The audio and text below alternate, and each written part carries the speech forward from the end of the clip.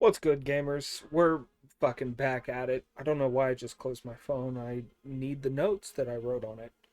Um, it's been fucking 30 seconds since the last episode. I'm glad that I went ahead and made notes um for this episode.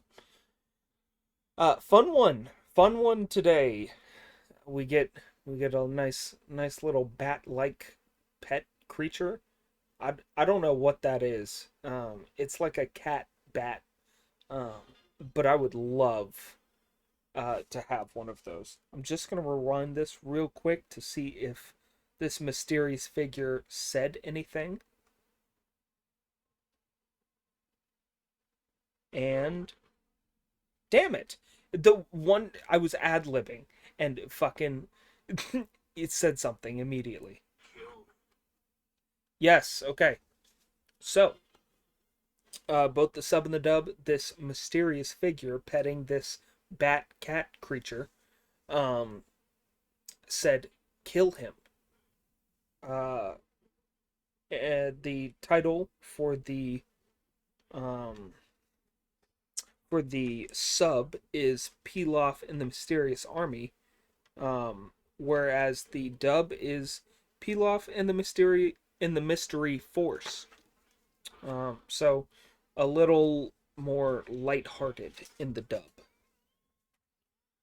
Um, this episode is another instance of the dub adding in a lot of like sound effects and voice acting to make up for a backing track that just isn't there. They completely removed one of the songs that was in the sub, um, which is like just super unfortunate because every song that the sub has had that the dub hasn't has just been kind of like a bopper, you know? I wrote down the title just in case you want to look it up. It is Dragon Ball Densetsu, or in English, it is The Dragon Ball Legend. Pretty good song. I'd recommend it. Uh, I think the narrator has been speaking the entire time throughout this flight just in an attempt to, pad the screen time. Um, but that whole time, Goku's just been on the Nimbus, kind of exploring, flying through landscapes and whatnot. But he finally whips out the Dragon Radar, and we see on screen there is a Dragon Ball relatively close by. He has to zoom out a bit to find it, just kind of letting us know that it's far away. Um, which far is relative. He's on the Nimbus, it can move pretty fast. But it's further away from his position than he wanted it to be. We flash to a nightmare sequence from Pilaf. He's dreaming of the great ape that destroyed his castle. Um, and we see uh, him sleeping on the floor with a shoe on his face. Um, Speaking of shoe, Shu busts in and uh, takes the shoe. I'll just say slipper. He takes the slipper off of Pilaf's face and wakes him up. Um, he woke him up specifically to let him know that they have the dragon radar up and running.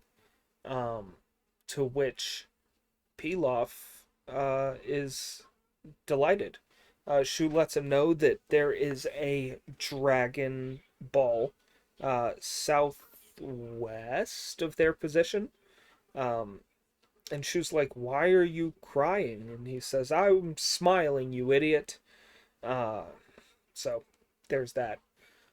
It seems like Pilaf had a painting commissioned of Shenron and hung it up in his bedroom. He said he hasn't forgotten since that day about the might of the dragon. he's very excited to go out and begin looking for the Dragon Balls. He goes to open his windows, and a huge gust of wind pulls him out. Um, we zoom out of Pilaf's little house to find out it's not a little house. It's more of an airship, if anything. Um, it's floating in the air just above the clouds. Uh, I guess it's moving fast, and that's why there's so much like wind force to pull him out like that. Anyway, um, he's hanging out of the window of this air fortress, plenty of miles above the surface. Or maybe just a mile above the surface. I'm not sure.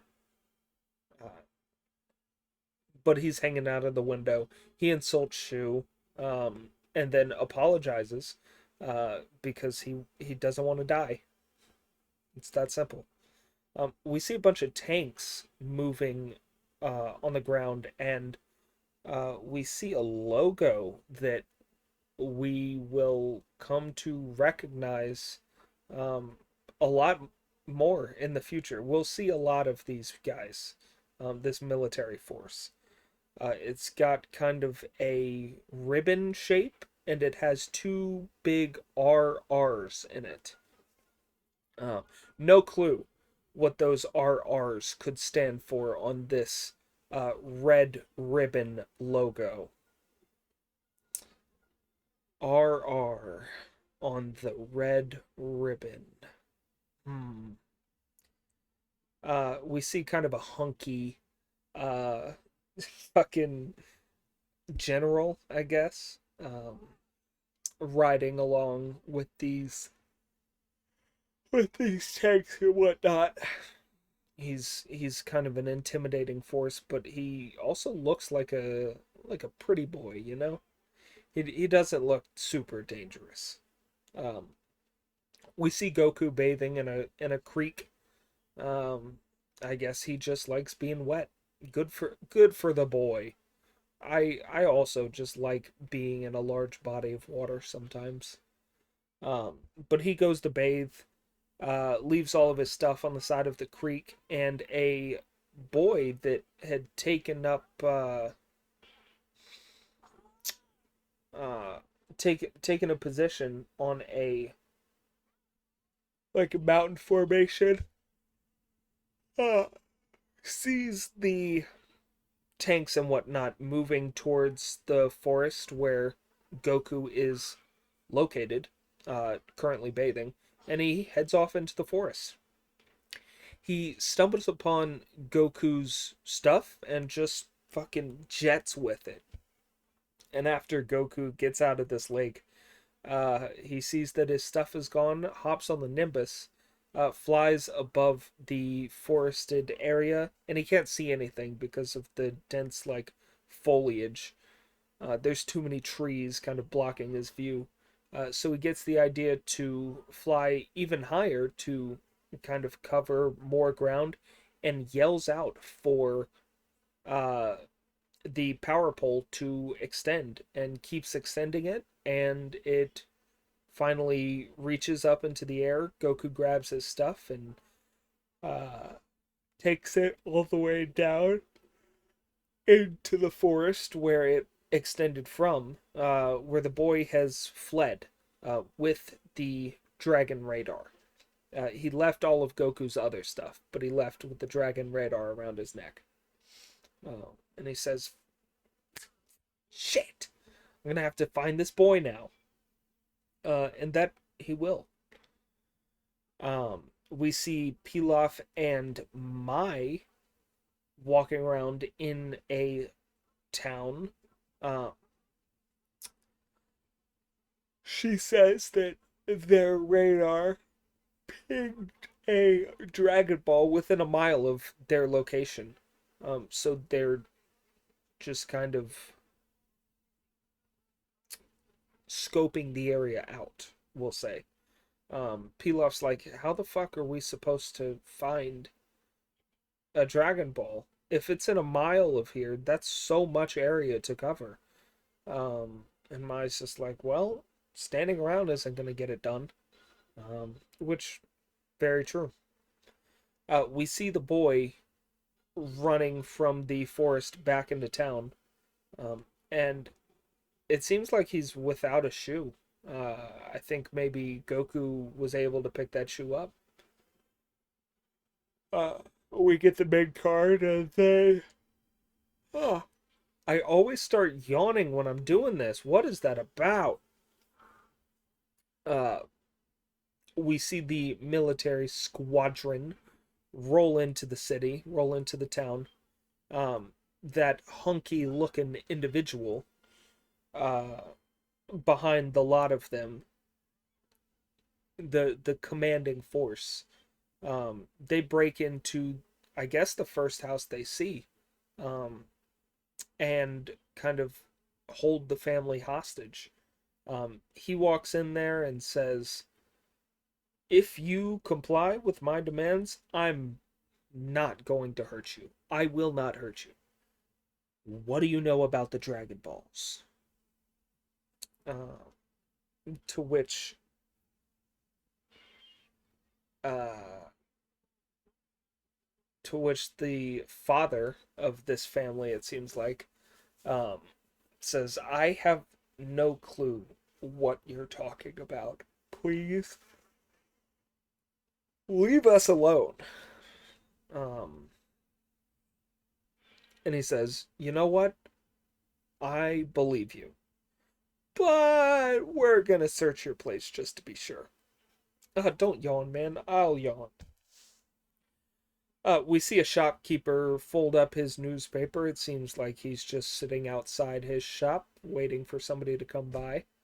Um, but he folds up his newspaper, yawns, stands up, and it looks like he's about to head inside. Damn it! Me and these yawns! It's fucking uncurable. Um, he folds up his newspaper. He's about to head inside. That boy from earlier runs up to him with the dragon radar, and he's like, what can you give me for this? And the shopkeeper says, 200 yen. And he's like, this is obviously expensive technology. You have to give me more. And the shopkeeper's like, uh, you don't even know what it does, and you want me to pay you more than $2? Um, so the boy takes it, the 200 yen, or the 200 zenny rather. I I think yen is a fair conversion anyway. Uh, but he takes it and he goes off to buy some food. The shopkeeper turns it on and just lets it run outside for a little bit. And then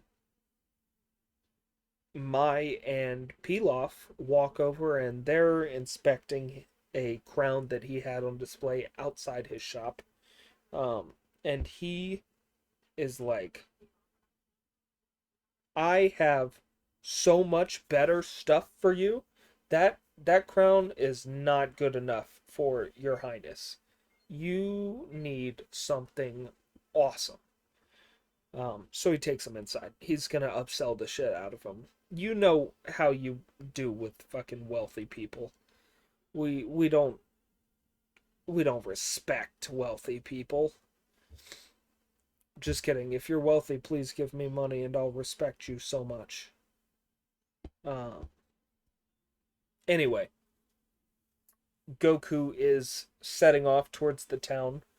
Um, he suddenly smells something nasty, and recognizes it as the uh, same scent as that shoe that he found um, in the forest. He starts running after this little boy. Oh. To which the little boy is kind of like keeping his distance, so he's got to be at least relatively athletic. But Goku throws the power pole at him. It lodges inside of a tree, um, and he surrenders. Goku's like, "Where is my dragon radar? I'm gonna kick your ass." He doesn't say that, and he doesn't threaten that, but um, he asks where the dragon radar is. The boy said he sold it to the shopkeeper. Goku's like, "Where is that?" And then we see Pilaf and Mai in the shop again. The shopkeeper correctly guessing that uh, Pilaf is a king. Um, Pilaf goes on about how he wants to rule the world, and the shopkeeper's like, "You want to rule the world? Well, do I have the thing for you?" This has been passed down for thousands of years from king to king, and somehow I just managed to gain control of it. Uh, it's known as a Dragon Ball, to which Mai is shocked, and Pilaf's giddy at first. He's like, "Oh boy, I can't wait to receive what you're." "Did you say Dragon Ball?" Boing, auga, auga. Eyes pop out of head, jaw hits floor, tongue rolls out like a red carpet. Um, None of that actually happens, but he's absolutely flabbergasted that he can just buy a Dragon Ball, you know? Um, we see Goku finally found this shop. He walks up to it, finds out that there is indeed a Dragon Ball in that shop. Um, we see a shot of a bird's nest just above the shop. And then Mai and Pilaf walk out. Uh, they they both recognize each other. They being Pilaf and Goku. Um, uh, Goku's like, "How many stars are on that Dragon Ball?" Um, and Pilaf says, "Get your own. Go fuck yourself." And Mai starts shooting at him. The shopkeeper runs out and says that there were 4 stars on that ball.